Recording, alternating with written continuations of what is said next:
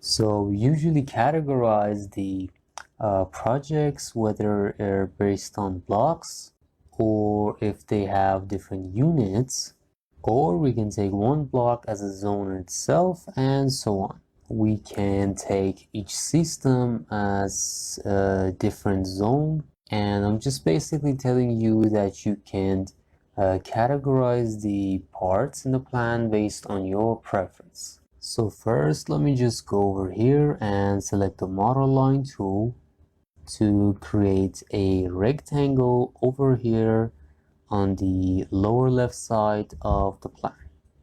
You know what, we don't even need the rectangle itself because, well, we have a piping system here, and I can go over to the Manage tab and open up the project parameters, select Add, and create a new parameter here, calling it Zone.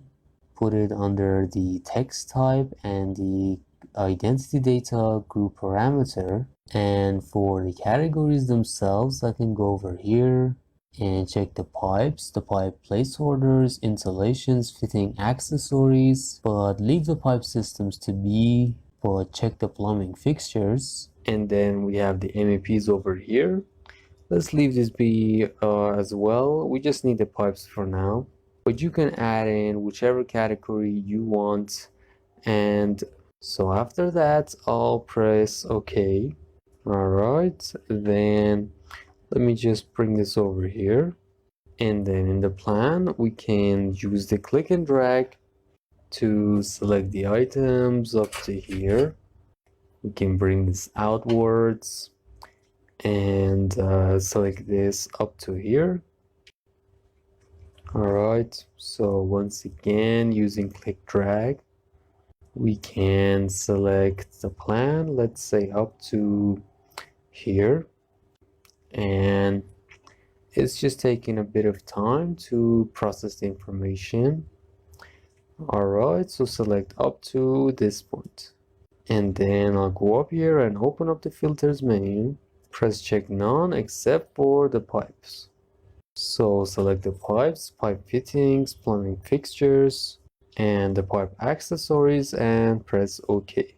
I can go over to the zone parameter that we've created here under the identity data section, and let's say we can name this one zone A, so put in Z underscore A. Let's just wait for it to be done, and then I can select and hide this as well. Let's just wait for the command to go in, and then we can continue after that. It's not done yet. So, alright, now that it's done, I also hit the elements, and the reasoning for that is so we can keep the plan as simple and organized as possible, and there's no other reason for it. Alright, so after we've done that, we can go over here and select this zone as well. Let's see. Then I'll open up the filters menu and press check none, and then only keep the pipe accessories, fittings, the plumbing fixtures, and the pipes themselves. Alright, and then for the zone parameter, I'll put in Z underscore B. And for the part up top, I'll create a CD as well, and then we can continue after that. Alright, and now that the work's done, you can see whichever of these elements we select, the zone parameter is added here as well. And if you remember previously, we said the parameters that we can add for the, whether it's the installation or installation, or parts or whatever else you can add.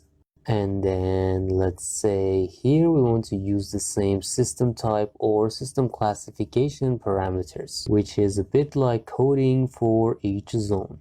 And this can also help you in execution when you're trying to find the items in whichever zone it is.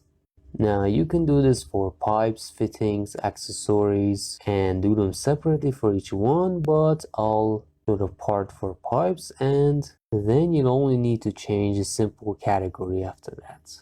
So first I'll look for categories in the library, open this up and put this on manual settings from down here, And then in the categories menu itself, we'll look for pipes. Select that. There we go.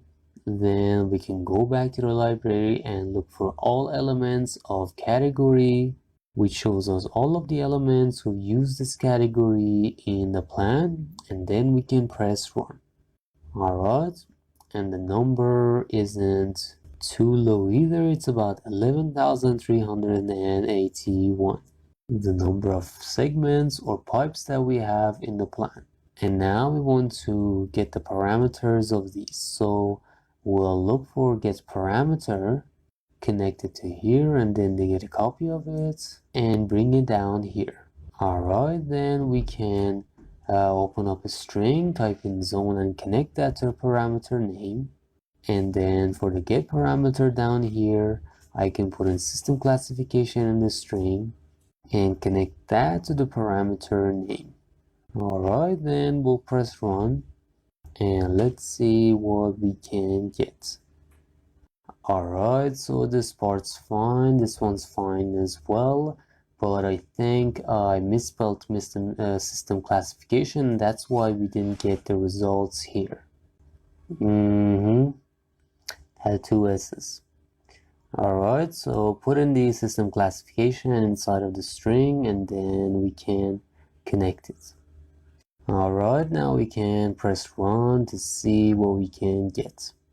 Now, whatever actions you go through such as these, make sure to check up on them afterwards, because some accidents like these or accidental selection of some knots can happen and you may not get your results, but we're fine here. But overall, make sure to check on these in each stage. Alright, and now in the next part we want to get the position of this element. So we'll go over here to the library and look for get location to see where this element is located in by X, Y, and Z. Press run, and now we get the exact coordinates of all the pipes in the plan, such as here.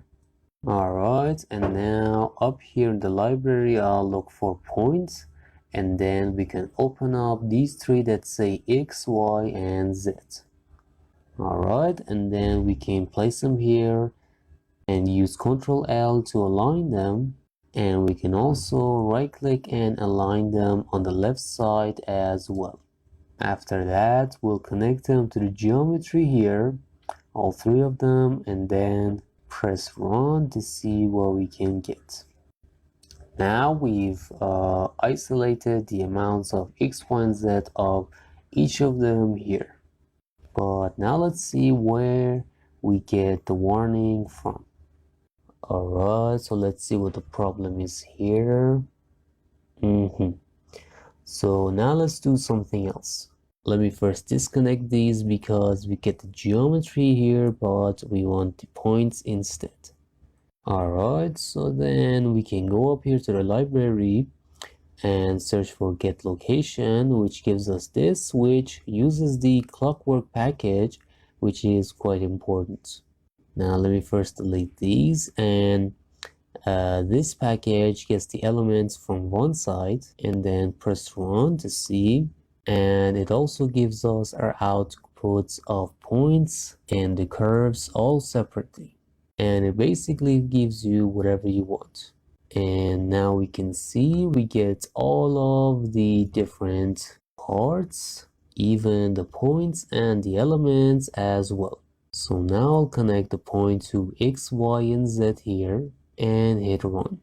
Alright, so now let's see what's happened here that we get this. Let me first go over here and maximize the window, and then I can use right click to look for transpose, connect the points to it, press run. Alright, then let me just right click on this, the transpose, and put lacing on longest, and then press run once more time. Alright, cancel on here. So here it says that the point itself is empty, but we do have the point element over here. and the curves here. This one's false, this one's true, and then alright, because I've selected the pipe here and the pipe itself has a certain length, but no actual known points in order to get the coordinates, unless we get the curve first. So let's do something else. Disconnect these first and select the same get location that we had before. And this is an important point here because we're trying to get the pipes. This is the method that we have to go with. But if it was the plumbing fixtures or the pipe fittings or the accessories, because they were part of a family, their insertion point would be visible. But the problem is that the pipe is a line and it doesn't have a center point. So up here in the library, I look for curve dot point at parameter, open that up and connect it to the get location, put in a 0.5 in a code block and connect that to the parameter. Press run and there we go. And now we can get the amounts of X, Y, and Z.